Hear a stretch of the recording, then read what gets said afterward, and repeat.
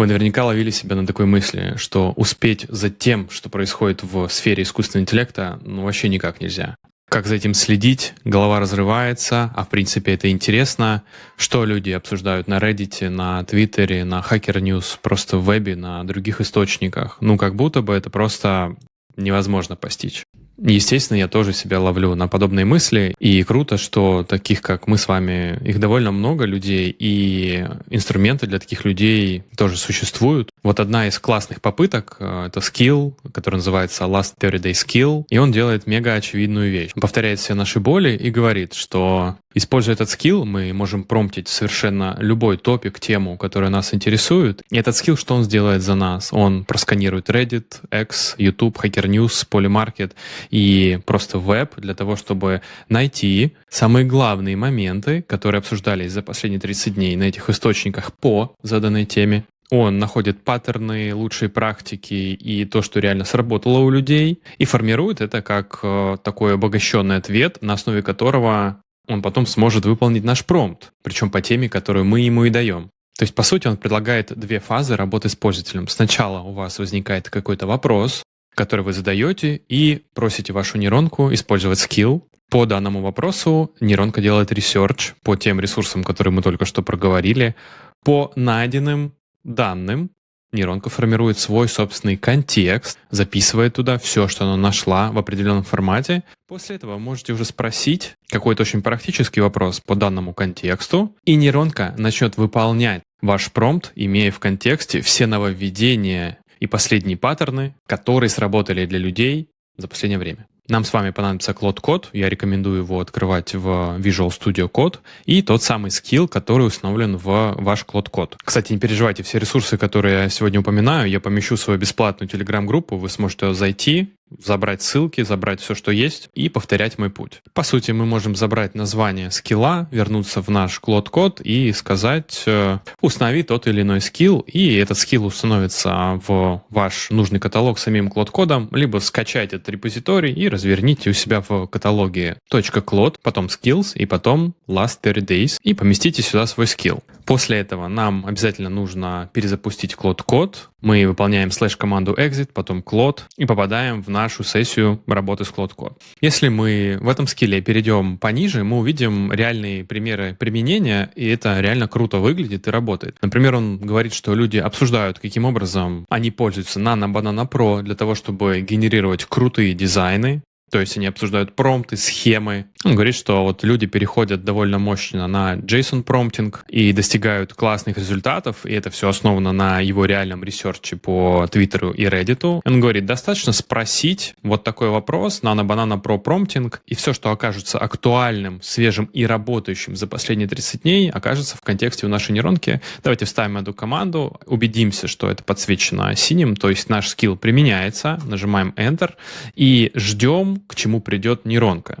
Как мы видим, нейронка извлекает топик, таргет tool и тип запроса для того, чтобы начать изучать все источники в соответствии с этой схемой. Пока он работает, давайте посмотрим, из чего состоит этот скилл.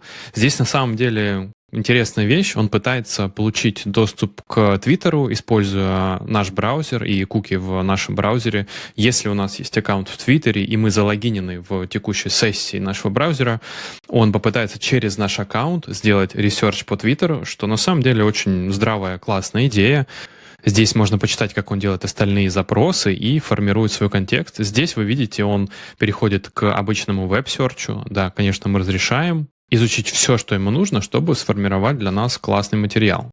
Поэтому не пугайтесь, когда он у вас спросит доступ к вашему браузеру, он это делает как раз для того, чтобы воспользоваться вашими куками. Кстати, если для вас просто в новинку, что такое скиллы, команды, Claude Code, то обязательно чекните мастер-класс по Claude Code, ссылка на него будет в описании. Так, отлично. Сейчас контекст сформирован. То есть, по сути, наш агент сделал все лернинги, то есть изучил все источники, которые ему были доступны, и сформировал контекст о том, что же происходило за 30 дней по нашему вопросу. Как правильно промптить Nano Banana Pro. Давайте вернемся на GitHub и посмотрим, что же люди спрашивали в соответствии с контекстом. Например, создать мокап приложения для плавания мамочек. Возвращаемся, так и говорим. Создай мне такой мокап. Нажимаем Enter. И как результат мы видим, что мы получаем конкретный подробный промпт для NanoBanana, который позволяет сформировать мокап. Как мы видим, результат отличается от того, что было приведено у нас в примере. Здесь нам нейронка выдала JSON. С чем это связано?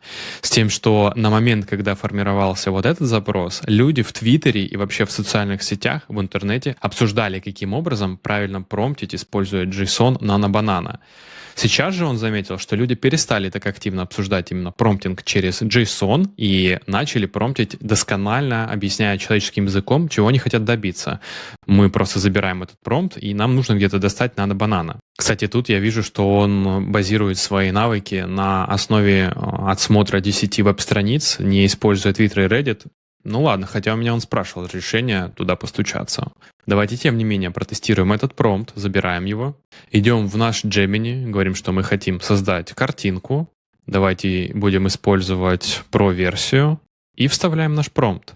То есть все, что нам отдала наша нейронка, попытаемся отправить для создания картинки в наш Gemini.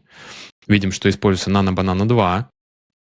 Так, и получаем результат. Давайте его посмотрим. Ну, в принципе, нормальный мокап. Это самое базовое использование этого скилла. Мне нравятся другие вещи. Кстати, этот скилл реально позволяет держать себя в актуальности, поэтому мы его добавили в приложение, которое называется Agent. Мы его обсуждали пару видео назад, можете посмотреть. Оно буквально за несколько дней начало подрастать, набрало уже больше 100 звезд на GitHub, поэтому обязательно пользуйтесь. Это ваш локальный AI-помощник, который обладает разделенными проектами, то есть вы можете создать любое количество проектов, в каждый добавить любое количество скиллов, любое количество MCP-серверов, он с изолированной памятью у вас будет, каждый проект. И поэтому вы можете себе в рамках этого проекта создать сколько угодно помощников с определенными скиллами. И в этот проект мы уже добавили Last 30 Day Skills, поэтому давайте я открою его. Вот у меня запущен мой персональный агент. Я здесь могу создать новый проект, который будет называться Research. Теперь, если я перейду на вкладочку Skills, здесь перейду на наш новый проект Research, увижу, что сам по себе скилл Last 30 Days, он не установлен. Я просто нажму Install, и все, теперь он у меня установился в мой проект. Я нажимаю новый чат, вставляю такую вещь Last 30 Days, и меня интересуют топовые скиллы для Claude Code, которые за последние 30 дней активно обсуждаются на просторах интернета, в Твиттере, на Hacker News. Видим, что он определяет, что да, я подгружаю сейчас скилл и начинаю выполнять код в соответствии с этим скиллом. Вот сейчас он меня будет запрашивать доступ к моему браузеру. Давайте попробуем дать. Да, дали доступ, да, пошел процесс. Давайте посмотрим, насколько он сможет изучить все искомые материалы для того, чтобы выдать мне классный список скиллов, которые обсуждаются в тематике Claude Code.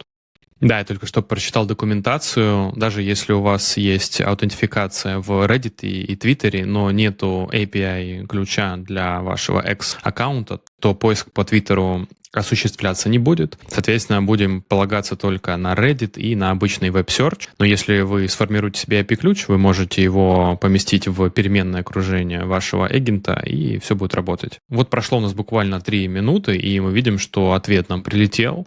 То есть самый популярный обсуждаемый скилл на просторах интернета — это Skill Creator. Он используется для создания других скиллов. Он, кстати, у нас есть в пачке наших скиллов в агенте.